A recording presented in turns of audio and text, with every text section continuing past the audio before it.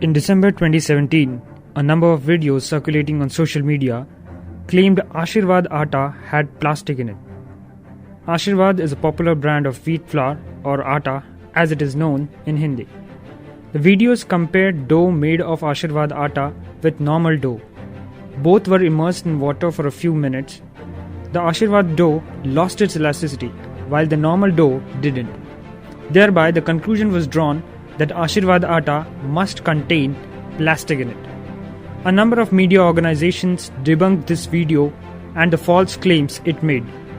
A protein named gluten present in the dough provides elasticity to it. But when the dough is immersed in water, some of the gluten dissolves and so the dough becomes less elastic. This is just one example out of many of fake videos being circulated on social media. But what if such misinformation is being circulated about medicines too? What if we are informed that a certain drug can cure a disease without any scientific basis? As more and more people nowadays try to move towards alternative medicines, it becomes necessary to answer these questions. Welcome to the New Indian Express podcast. I am Shubhendu Deshmukh and you're listening to Express Jukebox.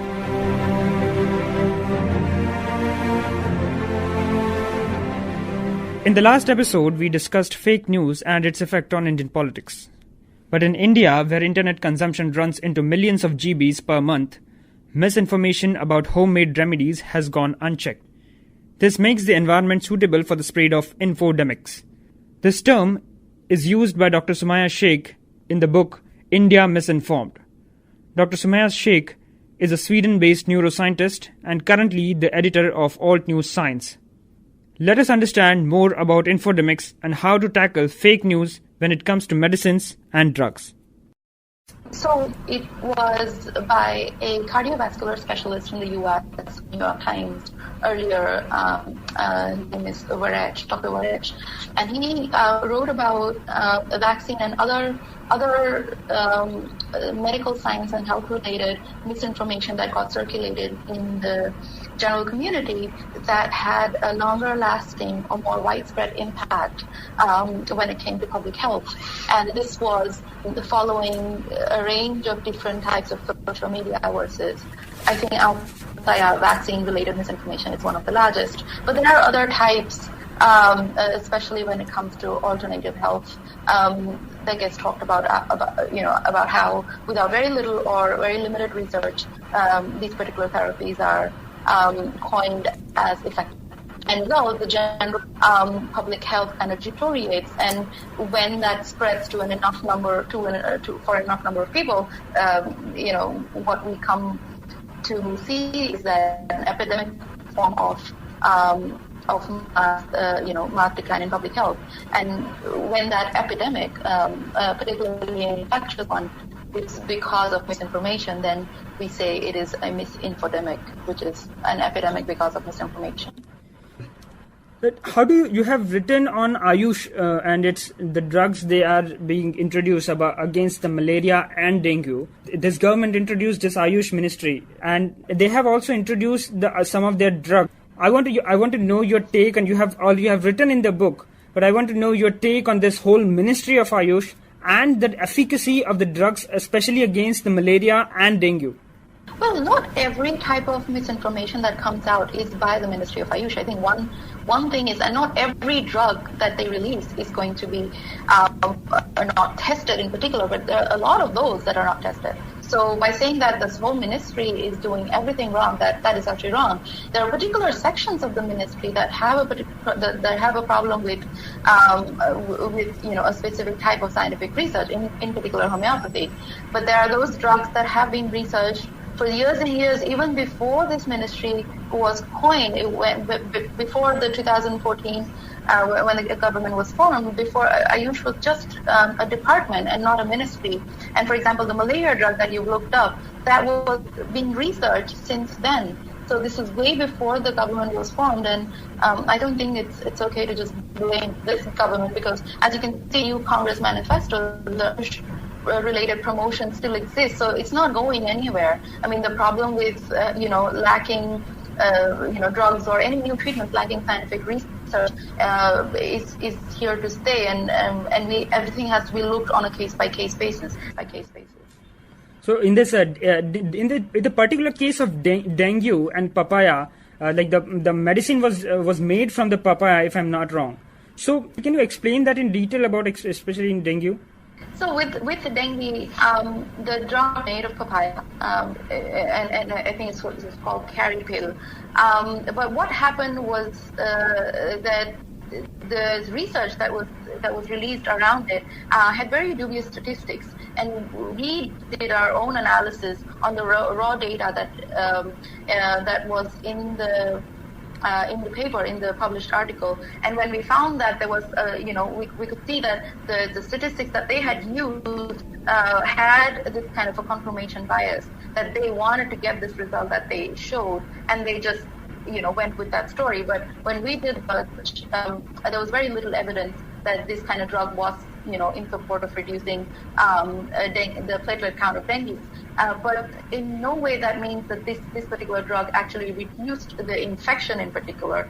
And when the social media amplifiers or the influencers, talked about its research, what they said was that it actually reduced the infection, or you could recover from the infection. That's actually not true. It's not an antiviral in any case. So research has heavy confirmation bias. So you are saying that the drug actually was an antiviral drug, but it was only to reduce the symptoms of dengue. Isn't it right?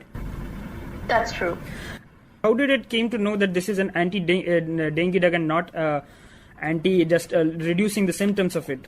Well, there were viral misinformation posts. Like I remember there was a Facebook post in particular, and there were different types of very, very high circulating Facebook groups, but it was circulating on WhatsApp, it was on Twitter, so it got amplified by people who had large followings, but it did not come up from the official source. Regarding the circulation, so the circulation happened in multiple ways. There was a video which was viewed more than 1 million times, which had made this claim, so this kind of misinformation, it circulates in cycles. So every time there is an excess of dengue cases, at a certain time of the year, this misinformation comes again and again as to, what are the possible remedies to dengue. So it is not even one-time misinformation. It is cyclical, and it happens every single year, different kinds of, and it is not limited to this caripil drug. Some posts will say have papaya seeds, some posts will say have papaya in other forms. So there's multiple kinds of misinformation around papaya and dengue that gets circulated every single year. And not only that, Pratik, if you remember, we had a lot of mainstream media, such as Times of India, who had basically a list of all the papaya products, such as the seeds or the juice or the actual fruit that could be used. And they had listed like 10 different things to use papaya to get rid of dengue. And that is absolutely, out of the way. That had no scientific credibility whatsoever. And I think something as grave as dengue should not be used by Times of India to kind of write these kind of articles. It's absolutely not okay. It keeps coming again. Sumaiya, is this Health Digest Facebook page? Is this still active? It is a verified account. I think that is more important. It has a blue tick. It is verified. It's just got so many people on it. The first post you'll see is of the papaya and dengue post, and then there are lots of other posts like hair loss or any different types of you can use water infusion for different things, for stress and for digestion and for detox. So it's a mixture of all these different types of things that some might just want to do for fun, and then there's these other very damaging kind of posts about dengue. So it's not just misinformation. There's all types of wellness or health remedies that you can dish out in the name of medical health. Pratik, I would like to get back to you here that the pages we are talking about, Health Digest or any other Facebook pages which are propagating this kind of false information, are they related to any political party in any case, or they are just misinformation handles just carrying out on their own? I mean, yes, there is a bias and there is an agenda behind it too. There is a nationalistic political agenda, but majority of the people who want to tell this story that, okay, this is a particular drug that's going to help. They're actually really honestly trying to help people. They want to get this information. Now, it's not unlike the political misinformation. It cannot be classified in the same way. There's a huge difference here. When you're putting out a video from, let's say, Guatemala and claiming that this is a Hindu Marwadi woman being burned in Hyderabad. Now, when you're putting out that video, it is almost always from a position of malice, because you know that this video is not true, and you still choose to sort of twist the narrative and put it out. As opposed to that health misinformation, when people are forwarding health misinformation, let's say if you're forwarding it to your relatives, it is out of concern, it is out of sort of a goodwill that this is probably going to help somebody. So health misinformation and misinformation works very differently. Pratik, you were before you were in a different field before 2000, like February 2017. You were a computer engineer before. Sumaiya, you are a neuroscientist, and he was a former computer engineer. Now both of you are into fact checking. But I'm saying that level of fake news and the magnitude, because of social media, it has gone to another level. So we have developed this. It has developed a new profession. So how do you see it as yourself? Go ahead, Sumaiya, you go first. Clearly the journalists are not, some of the, not all of them, but a lot of them are not doing their job right. That's why people from other fields have to step in, especially this is something that affects a large part of the population. It's not just about covering news. Everybody else who's been working so hard to kind of inject good science, and not just good science but rationality into the general population. And all it takes is just one journalist to build up the intellectual quotient of the people to the point where now everybody starts to think about a particular topic differently. And now a journalist comes in and writes something ridiculous like how urine can cure cancer, and that's all it takes for a lot of people to go and believe that. So because a large proportion of these journalists and people who absolutely don't understand something are very convicted and very confident about what they're believing in with very little information.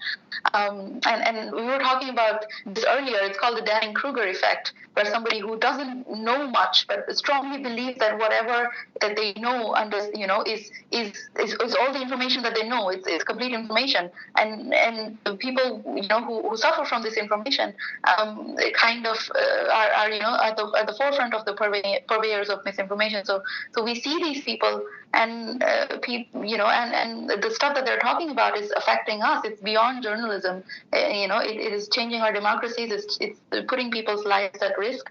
So people like us have to step in and reverse whatever the damage that they've done. I think while Sumaiya's profession is extremely specialized. So, for example, she referred to the example of, a mainstream media newspaper publishing a story about how cow urine can cure cancer, and it was completely false. So that is where, people like Sumaiya come into picture, where they have the specialization. While I do also have a specialized... It doesn't require a specialist in this particular instance to say that this is not true.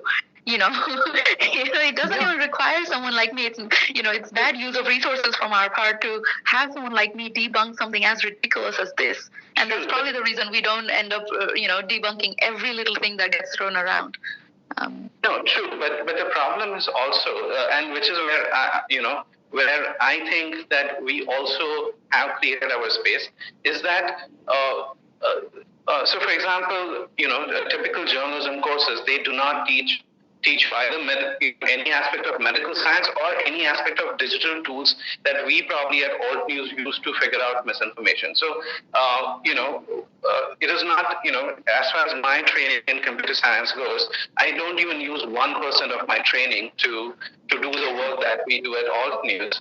Exactly. But that 1% of training is missing in journalistic courses. And the thing is that 1%. So when we first started, we saw, and we have done multiple training sessions with journalists. We see that they struggle even with using basic digital tools, and that is where I think people like Sumaiya and I come in, where we have a certain specialization. We may not be using we might be using just a minuscule percentage of that specialization to do what we do as fact checkers, but that specialization is extremely important, and which is where media organizations need to invest more, maybe into people who have these kind of specializations, and not get regular beat reporters to do things which are technical in nature. If a story which claims that cow urine treats cancer goes out, because you are using the regular beat reporter to write that report, and not somebody who has understanding of this issue. So that is a problem with journalism, especially in India these days, and that is where I think people like Sumaiya and I come into picture. Thanks to people like Pratik and Sumaiya, people are now aware of fake news. As Pratik said in the last podcast, we live in a world that is highly polarized. In such a situation, it becomes necessary for a user to look at any content with an eagle eye and question its veracity. I hope you liked the podcast, and you will now be more aware when you see picture or a video on your WhatsApp. If you have any suggestions, please mention it in the comment section below. Subscribe to our YouTube channel, like us on Facebook, follow us on Twitter, and download the TNI mobile app for latest updates. Thank you.